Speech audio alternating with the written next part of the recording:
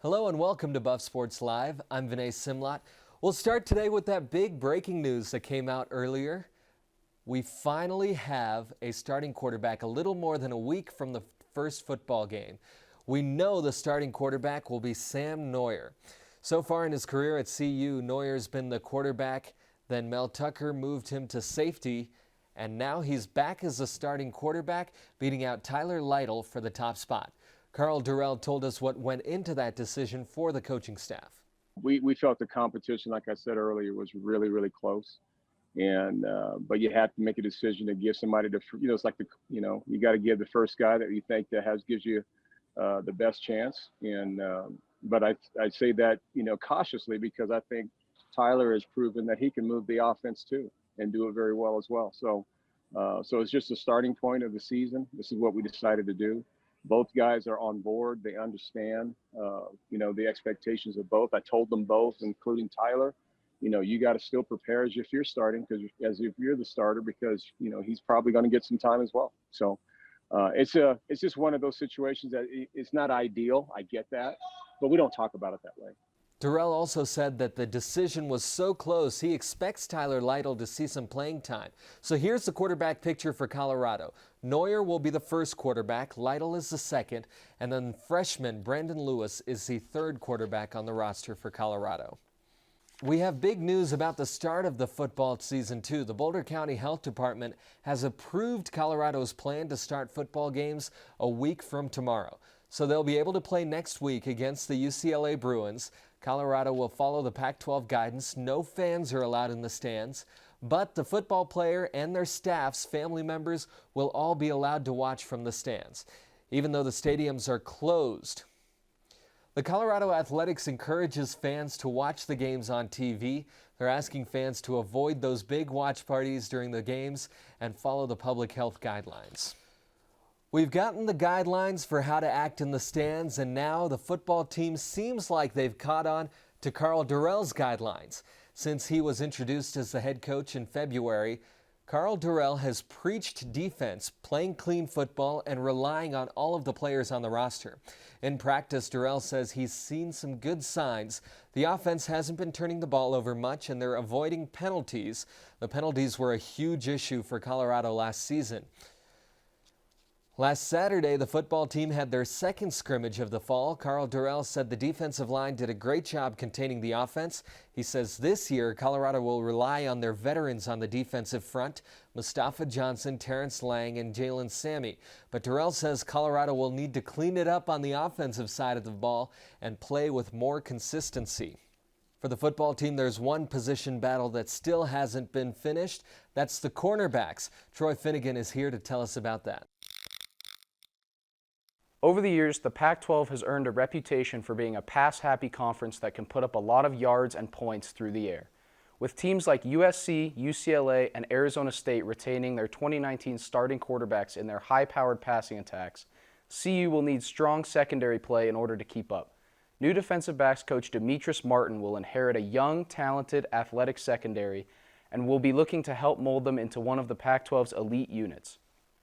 KJ Trujillo returns at cornerback after seeing a lot of action a season ago as a freshman, and Mekhi Blackman is projected to join him as the other boundary corner. University of Miami transfer Nigel Bethel should also see the field a lot as a slot cornerback in defensive coordinator Tyson Summers' nickel defense. Also competing for the cornerback job will be Tariq Luckett, who also saw a good amount of time last year alongside Trujillo, and true freshman Christian Gonzalez. At safety, the versatile senior Darian Rakestraw returns as a starter once again after a strong junior campaign that included 43 tackles, 3 interceptions, and 4 passes defended. Opposite him will be sophomore Mark Perry, who will see a lot of action in the box as a strong safety, as he did last year when he recorded 2 sacks. There is no doubt that this group will have to play at a high level if the Buffs are going to contend in the Pac-12 this year, and we are looking forward to see how they perform when the season starts up.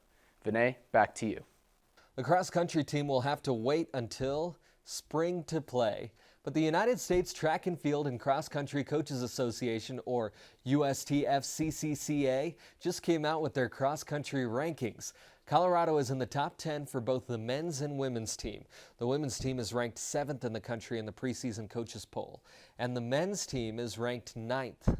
The team says they're hoping to be in the national championships on March 15th. Well, put away your notebooks, your laptop computers, and don't you dare think about asking Jeeves, because it's time for this week's trivia question. Since Colorado is playing UCLA next week, we're asking you, when was the first time Colorado played UCLA? We'll have that answer for you later in the show. I don't know the first time, but I do remember the last time Colorado played UCLA. The Bruins jumped out to a 17-0 lead in the first quarter. Yeah, not a great game for the Buffs. Anyway, in just a little bit, we'll switch gears. We'll get a look at the men's and women's basketball teams and a quick check-in on Midnight Mel. How do you think he's doing? Stay with us. Record in Mike and Q Talent in 5, 4, 3, 2, 1. Mic up on 2. All right, take 1. And fade camera 2. Take 3. Ready, red. Roll red. Take cam 1. Take red. Take it. Come on, roll red. Let's go. All right. Hey, what are you doing? I'm just calling the show. There's no show.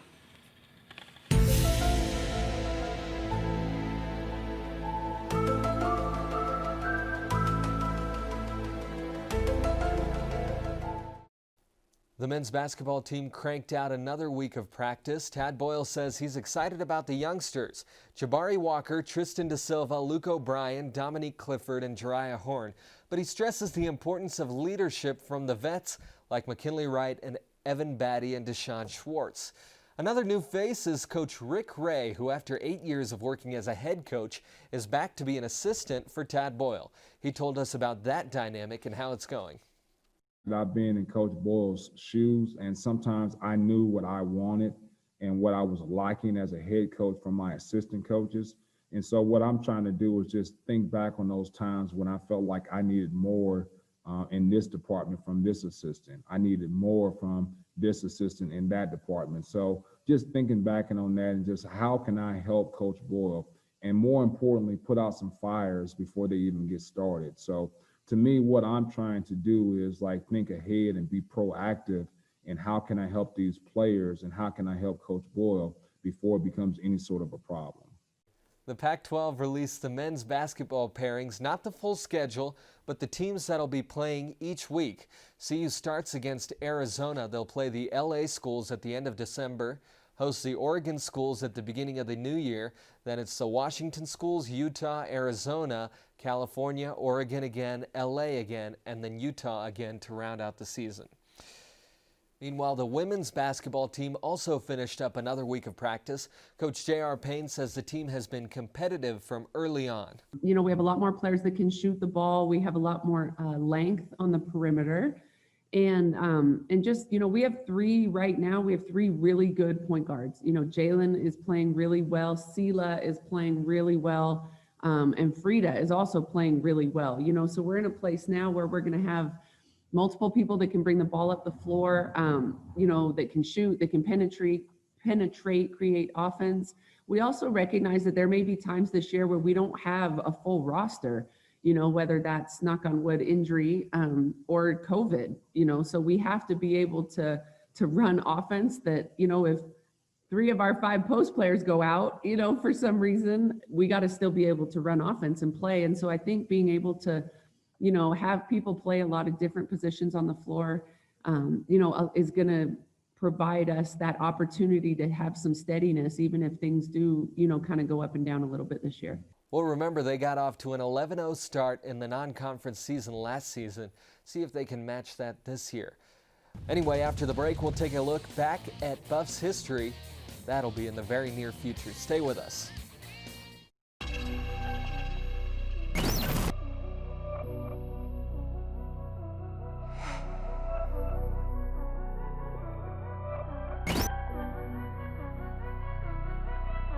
This deserves a second look.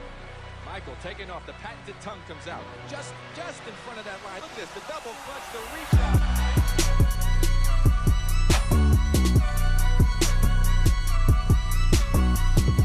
Pass on left wing, looks behind him, Wide open, right wing, up top, open for three, fires.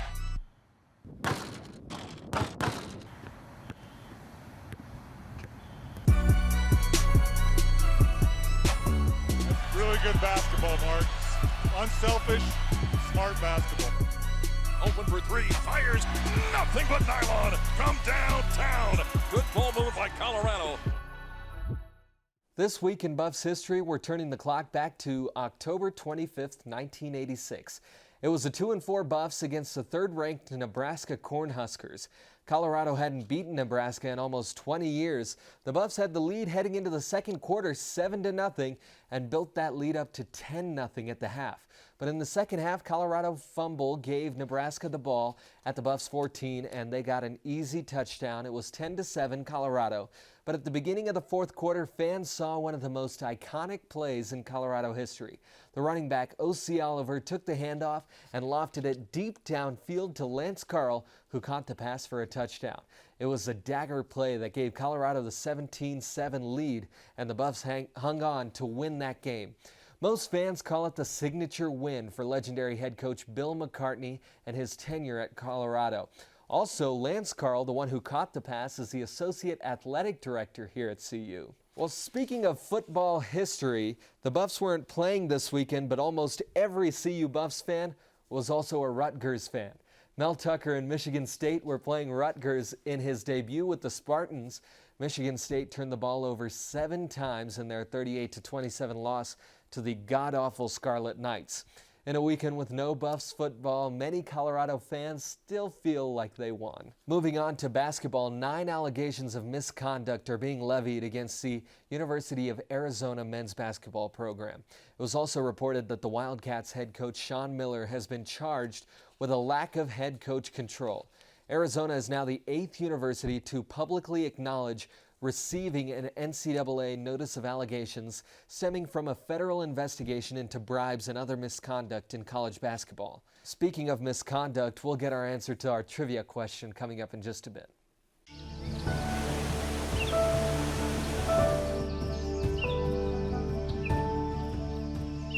They were nervous and inexperienced, as new faces looking to achieve greatness. As the years went on, they grew confident in their abilities. Maybe. Yes, sir! Now they look to guide others in the same pursuit. There it is! Can you believe it? All are welcome to be featured on the biggest stage. Is it his time? We invite you to discover what you're capable of at BuffSports Live. And now it's time for the answer to our trivia question. Remember, we asked you, when was the first time Colorado played UCLA? And the answer is 2002. The Buffs went to Pasadena to play against the Bruins for the first time. Colorado won 31-17 behind running back Chris Brown's 188 yards and 3 touchdowns. Maybe history will repeat itself 18 years later. Well, I'll tell you what, I'm looking forward to that game. We'll have all the coverage, we'll have more previews and everything on BuffSports Live next week. That's it for us this week. I'm Vinay Simlat. We'll see you later.